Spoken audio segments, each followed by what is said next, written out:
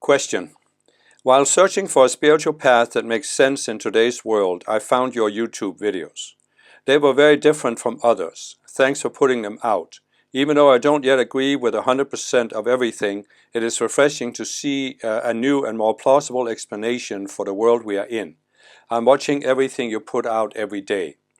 I have a dream question question that has been bugging me for a few years. I haven't found a good answer, and I would like to hear your point of view on how to process it. Imagine I'm a farmer, working on my farm to provide for my family. I'm minding my own business. One day I wake up and see a bunch of barbarians at the faraway hill, and that they are moving towards my home. They are about a day away, and clearly they are heading to my home. I'm worried about myself and my family. What do I do? Do I wait and plan to reason with them when they are here? Do I take my family and try to run away and hope that they can't catch us? Do I go to the next neighbor's home and ask to defend, knowing we might be outnumbered? Okay, so this is in a sense a classical question for a planet like Earth, which I have explained in several videos as an unnatural planet compared to natural planets. There are natural planets in the universe where these kind of things don't exist. There are no barbarians that are going to attack others with force. But this doesn't, of course, help you very much on Earth. So let's look at Earth. So the question has been for a long time. It's been talked about in spiritual teachings even. What do you do in that situation? And I would say that what you want to do in a situation like this is you want to avoid the threat. So you want to run away from it if you at all can. Because if they are barbarians, you probably can't reason with them. And you probably can't defend yourself against them unless you can gather up an army that's bigger than theirs. But what you want to do in the long run is you want to recognize that what spiritual teachings have been saying for thousands of years is the golden rule. Don't do to others what you don't want them to do to you. And I know that you can say, but yeah, I'm just a farmer working on my farm, minding my own business. So what am I doing to others? No, but it's actually not so much a matter of actions, but your state of consciousness. What I've talked about in many of my videos, in fact, all of my videos really are about raising consciousness. And we can raise our consciousness from being in a state of duality and separation to being connected beings and increasing our sense of connection.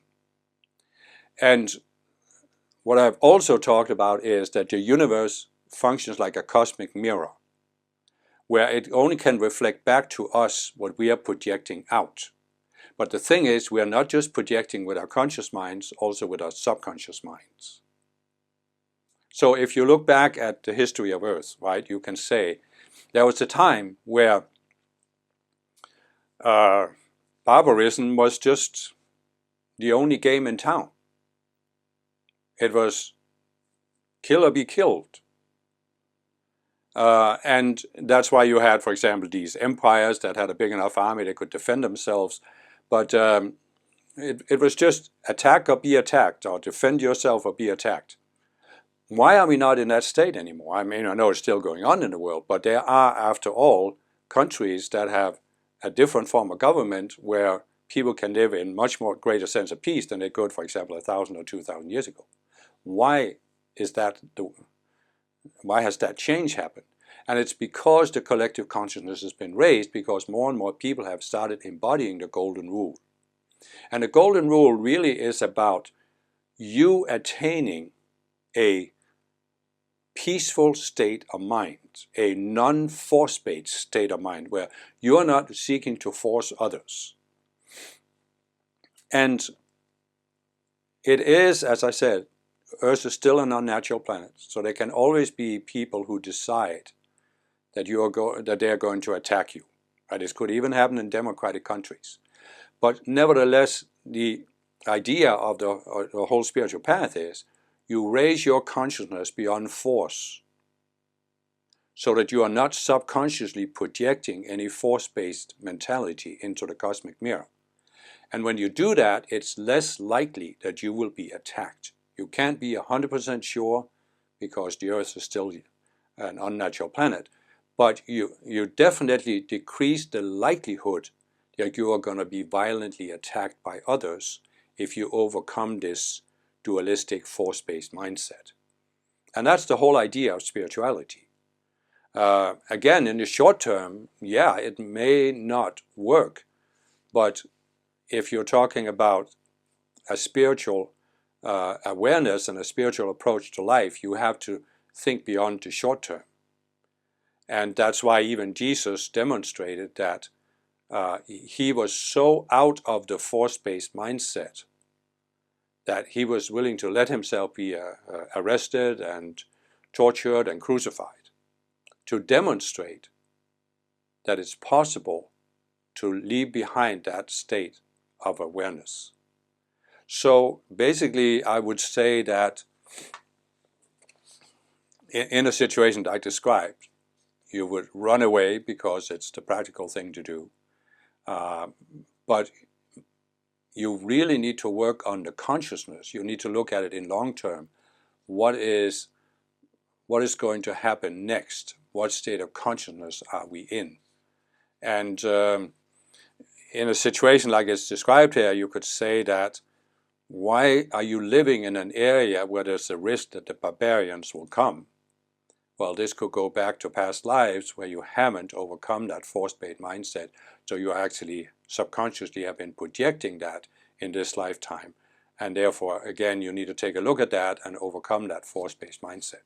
Now, there's a lot more that could be said about this, but I think it's a good start to realize the force-based mindset. Now, there's an end to the question.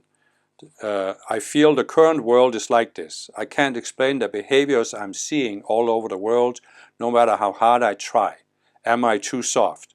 There are many groups of people organized under the parties, religions, companies, this and that, who join forces for their benefits and claim they have a right to ignore others and do as they please. I don't want to be part of such groups because I don't agree with all their values and don't see any point to belong anywhere. What would you do? How can I find time for personal growth at the same time dealing with these barbarians?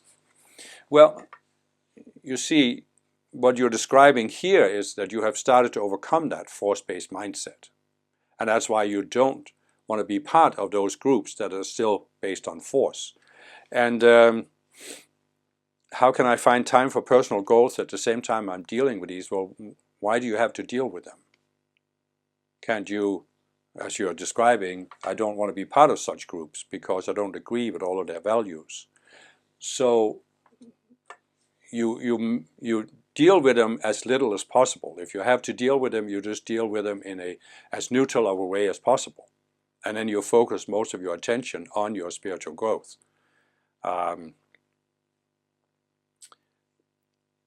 You look back at the last 2,000 years, the age of Pisces, you have many people who withdrew from the world and lived in a monastic setting. But as I've said in several of my videos, I think in the Aquarian age we're moving into, the challenge really is to be in the world but not of the world. So we are living active lives in the world and we are dealing with other people in whatever state of consciousness they're in.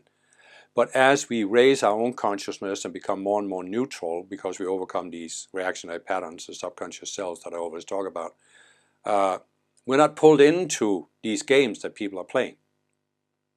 Oh, I have a playlist about ego dramas where I talk about these epic dramas that many people are playing.